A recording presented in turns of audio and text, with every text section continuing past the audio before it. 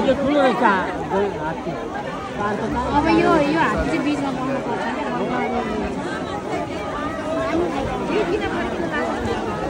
यो त खोली लाग्थ्यो त रुता छैन त्यसले यो डुङ्गा देखेर होला यो त लट्ठी लिएर हिँडेको रहेछ नि यो लट्ठीले कहाँ डुङ्गा जान्छ हेर्न सक्नुहुन्छ आज यो एकादशी हरिबोधिनी एकादशीको पावन अवसरमा सिधै लगेको हात्तीले यो अलिकति बाफ पानीको बाफ मानिसबाट यो तार्न सम्भव नभएको त अहिले यहाँ हात्तीको सहाराले यसलाई चाहिँ नदी पार गराइँदैछ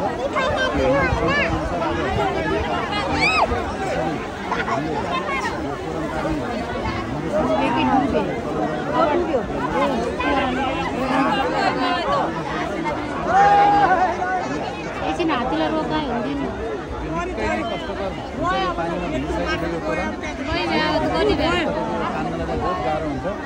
तै पनि हामीले हात्तीको सहारा लिएर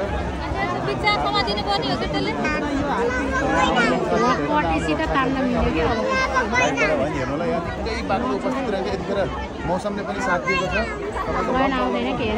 परिसकेको अवस्था छ ल हात्तीको सहाराले हामीले बारीको पोलमा लगेर बाँधेपछि यहाँ गर्न हुन्छ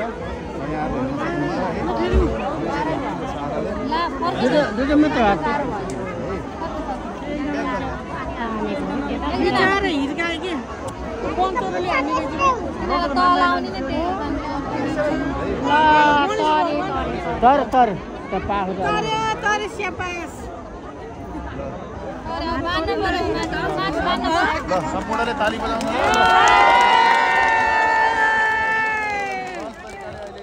तोरण पारिसकेको छ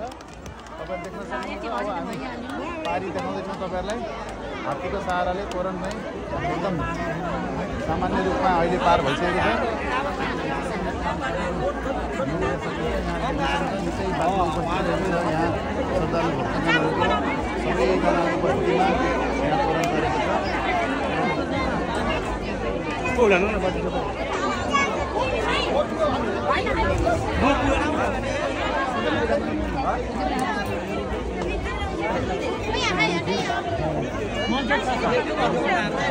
पारी कहाँ मान्छे पारी पारी तोरण मान्न जानु पर्छ